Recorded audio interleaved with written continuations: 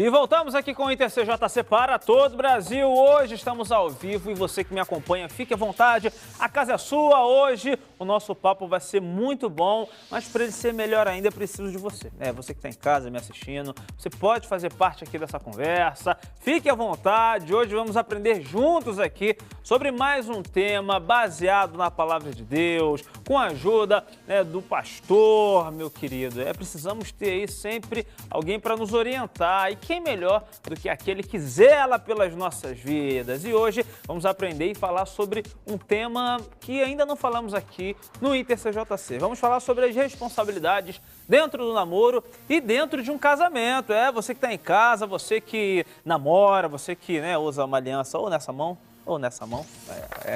você que está comprometido, compromissado com alguém, você sabe das suas responsabilidades dentro desse relacionamento, você sabe se elas são diferentes no namoro, no noivado e no casamento, ou será que é tudo igual?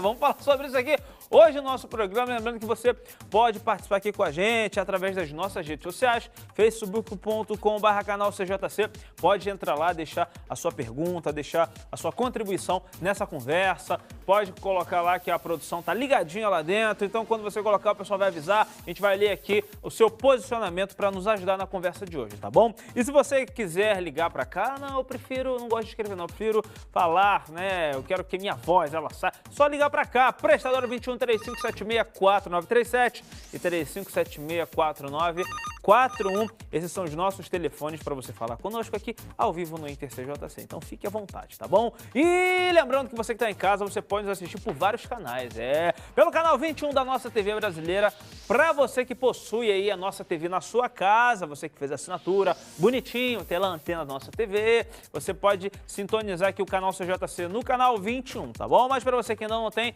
o 59 do HF, que pega em alguns lugares, em alguns estados, como Rio e Grande Rio, e você pode ficar ligadinho também. E agora estamos no 4077 da Parabólica, para você também ficar conectadíssimo aqui conosco, tá bom? Mas para você que ainda não tem nenhum desses canais, temos o nosso site que é o www.canalcjc.com.br. Então fique à vontade, entra lá no nosso site e assista por lá também, tá bom? E agora, vamos conversar? Vamos bater um papo, Vamos falar sobre essas diferenças que eu quero saber. E para me ajudar nesse tema, eu vou chamar aqui o convidado que está hoje aqui a primeira vez. O nome dele é pastor Roberlan, ele que é da Igreja Batista Teles de Menezes. E eu vou lá na porta, vem com ele. Vem, vamos lá. Vamos buscá-lo na porta agora, rapaz. Vamos lá que eu também quero saber sobre esse assunto, Opa. E aí, pastor? E aí, brother? Seja bem-vindo, tá? Beleza. Fica à vontade, senta aí. Falou. Fica à vontade, a casa é sua, pastor. Obrigado. Pastor, tá chovendo lá fora? Rapaz, pra caramba. É mesmo? Eu só vi o pessoal falando, tá chovendo um pouquinho, Ainda bem que eu não tiro o guarda-chuva mais da bolsa, Pra não ser pego de surpresa com isso, É isso aí. Você tem um bote no carro, geralmente, Tem um guarda-chuva, Não sei se vai ajudar. Não, qualquer coisa aqui, o pessoal da rede, eles têm bote aqui improvisado, A gente... Pastor, seja bem-vindo. O senhor é da Igreja Batista Teles de Menezes. Em São João de Meriti. Show de bola. O senhor é pastor titular lá? Isso, sou pastor titular. Bacana. Então, o senhor já está há quanto tempo aí nesse chamado de Deus? Fui consagrado há 10 anos e estou há 7 anos lá. O senhor fica há 10 e está há 7? Isso, exatamente. Então, o senhor começou com 10 anos de idade, Novo. Você é muito bom de matemática. Claro. Parabéns. Claro, nada. É um dos meus fortes, Percebe-se. Pastor Roberlan. Diga. Essa questão que a gente vai conversar aqui hoje, diferença de responsabilidade no namoro, no casamento. Eu já quero aqui bater um papo com o senhor. Eu quero saber, antes de a gente entrar mais a fundo nesse tema, eu quero saber aqui, as pessoas hoje em dia, quando elas começam um namoro, elas têm essa noção, elas imaginam o papel que elas terão, a responsabilidade dentro do relacionamento, ou elas começam, eu quero começar uma coisa porque eu estou me sentindo muito sozinho, porque eu preciso de alguém do meu lado, porque eu quero passear e muitas vezes estou sozinho. As pessoas geralmente, quando elas entram no relacionamento, elas pensam qual o papel que ela vai desempenhar, qual a responsabilidade que ela vai ter dentro desse relacionamento, ou eles geralmente só vê isso depois que começa? Rapaz, o que acontece? Eu, pelo menos, deduzo que as pessoas elas não estão pensando muito no aspecto do compromisso. Na maioria das vezes, porque, raciocina comigo, e imagine você, né, que uma menina com seus 11 anos de idade, um menino com seus 11 anos de idade, quando eles estão naquele papo, né, já era, já é, então demorou, fui, partiu. Então, pensa bem, uma pessoa dessa está pensando em compromisso ou está pensando no aspecto sensorial, do toque, da intimidade, né? E eu olho para uma situação dessa, eu fico preocupado por quê? Porque a gente não é só tato, não é só toque. A gente também tem a questão de se sentir importante, a questão de ser especial. E, inclusive, com o passar do tempo, a aparência é uma coisa que muda. E boa parte das pessoas, elas, de certa forma, elas se relacionam com a embalagem e não com o conteúdo. Até porque quando vai para o conteúdo é que tem a incompatibilidade de gênero, quando vai para o conteúdo é que a pessoa entendeu que não era bem assim, quando o rapaz sabe quem é a menina, não necessariamente a aparência que ela tem, é aí que ele verifica se isso não era de Deus, né? Então a gente percebe que, diante dessas situações todas, eu não consigo fazer uma leitura muito positiva das pessoas que geralmente começam a namorar. E lamento muito porque eu observo que o ambiente evangélico está sendo muito bombardeado para pensar dessa forma. Você acha que até no meio do povo da igreja, a galera cristã que tem um pensamento voltado para fazer tudo direitinho, fazer tudo no tempo certo, também está sofrendo com isso, está talvez se decepcionando em relacionamentos que começam, e depois que vem que não era bem assim? Isso está acontecendo também no nosso meio? Olha, como pastor, gostaria muito de dizer que não, mas assim, a gente observa que a preocupação fundamental com o relacionamento geralmente acontece depois que ele está naufragando.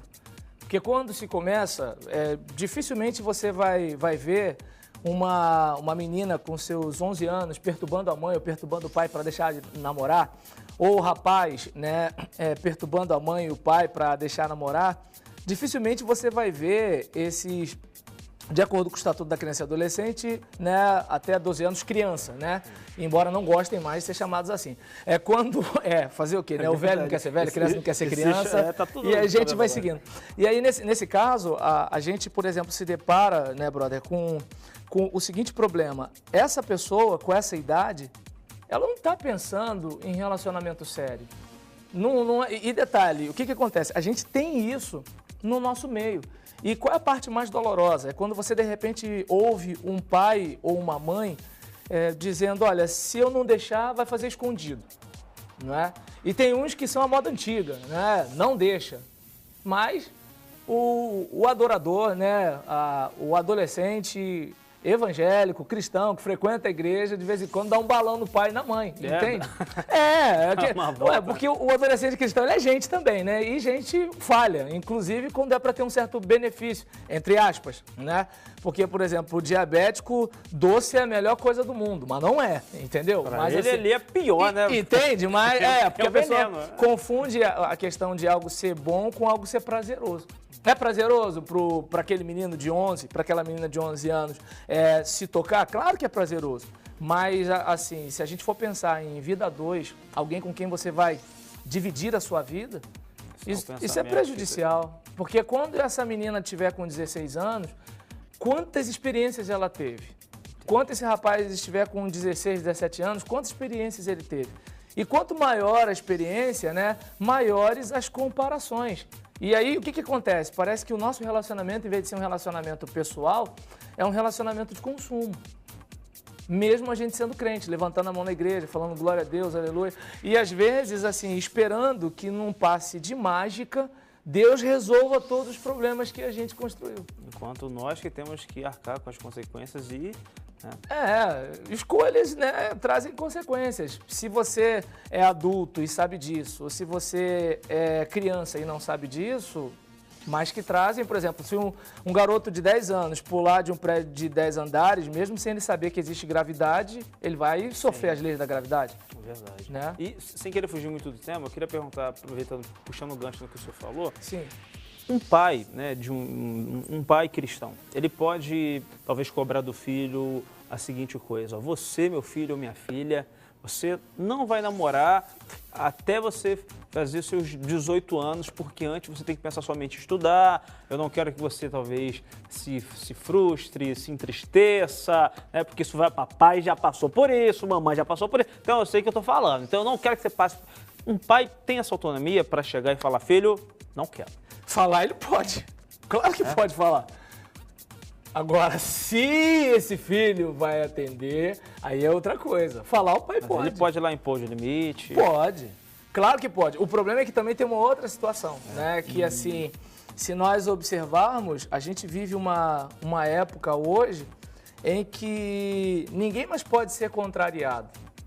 Nem filhos? Ninguém, né? Então você vive numa época hoje que na minha assim... época não tinha isso não. Ah, e nem na minha. Tinha Aí não. acontece, você lida com uma situação dessa e muitas vezes o pai vai dizer, a mãe vai dizer, e muitas vezes os filhos não vão atender, né? Até porque há um tempo atrás, o pai e a mãe, eles eram como figuras sagradas, distintas.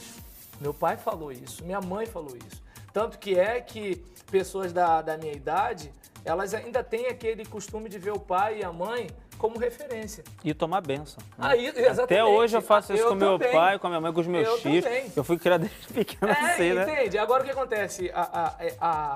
O que está acontecendo hoje, eu nem chego a atribuir aos pais isso, porque é uma série de coisas, né? Assim, a globalização, a mídia, né? Assim, tem um papel muito forte em relação a isso. Nós, de certa forma, vimos até propagandas, de certa forma, incentivando os filhos a terem cuidados com pais que falam para lavar uma louça. Então, de certa forma, é como se os pais não fossem os melhores amigos dos filhos. E parece que o meio de comunicação, claro que eu não vou generalizar, mas passa a ideia de, olha, confie em mim. Né? A propaganda direcionada para a criança, por exemplo, na minha infância, uma boneca, ela era um relacionamento de projeção que a criança tinha. Ela imitava a mãe no cuidado com o filho. Sim. Hoje, por exemplo, você acha que Barbie é filha? Não, a Barbie é uma ideia de, opa, é aquilo que eu quero ser. É verdade. Aquela mulher. Né? Então, aí você observa, há um tempo atrás, roupas de criança. Hoje, o que é roupa de criança? São bem estranhas, então, são muito aí o pai vai chegar... de adulto, né? Tá me entendendo? Aí você observa bem, aí o pai vai chegar e falar assim, ó, não quero isso. Mas o pai é só uma voz diante de várias vozes. Porque, por exemplo, no meu tempo, brinquedo era carrinho, era bola, né? Eu sou todo ralado por causa de patinete ou carrinho de rolimã, de acordo com algumas coisas. Que época boa, e o que acontece? O brinquedo das crianças hoje é um meio de comunicação. Né? E nesse meio de comunicação vem propaganda.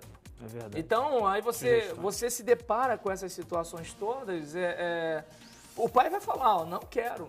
Mas o pai é só mais uma voz diante de tantas vozes. Entendi. E agora, indo aqui para esse lado do namoro, relacionamento e do casamento, quais são as diferenças básicas do namoro e do casamento? Eles são bem distintos, são bem diferentes? Tem coisas que ligam essas duas responsabilidades? Depende. Fale pra gente. Então tá legal. Por exemplo, se nós pensarmos no aspecto bíblico, não tem. Porque, lamento informar para você, meu jovem e minha jovem, mas você já deve ter escutado em alguma igreja algum pregador com cara de mal dizendo que não existe namoro na Bíblia. É assim mesmo. Aí ele pulou. Dedo em riste, entendeu? Não existe namoro na Bíblia. E você observa que, de acordo com a Bíblia, há o compromisso. Você observa que lá naquela narrativa de José e Maria, eles não tinham consumado o casamento, mas havia um compromisso como de casamento. Porque no contexto bíblico, o que acontecia? Ou o rapaz ou a família do rapaz arranjava aquele casamento, né, com aquela moça, e aí nisso algo semelhante a um dote, né? Deveria ser dado a essa família para poder desposar a menina.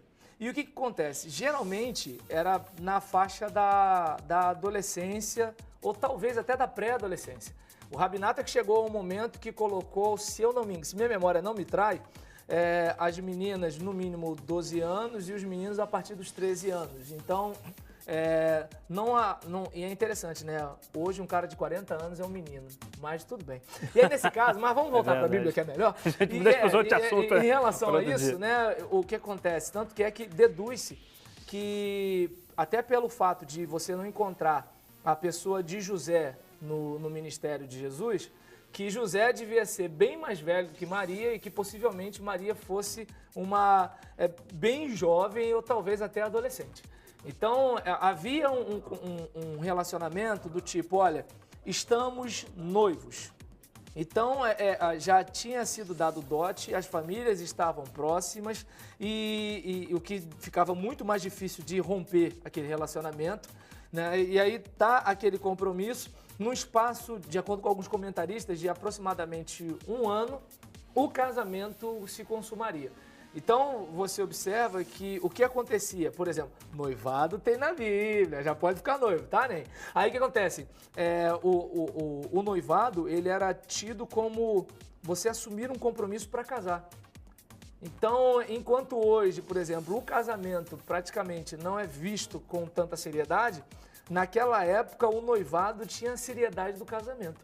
Tanto que se um homem tivesse relações sexuais com uma jovem noiva, né, ele seria morto como quem tivesse praticado o sexo ilícito com uma mulher casada. Eita, rapaz, então o negócio era sério. Então, né? biblicamente, não há diferença. Namorou é para casar. Por exemplo, eu até pedi uma licença, né, uma irmã de minha igreja. Não fala ainda não, vou cortar o senhor. Então tá bom. Na volta do nosso intervalo, a gente vai ouvir essa história aqui, tá bom? Então tá legal. Mas é daqui a pouquinho, então você que está nos assistindo, não sai daí não, que essa conversa tá muito bacana. A gente volta já já.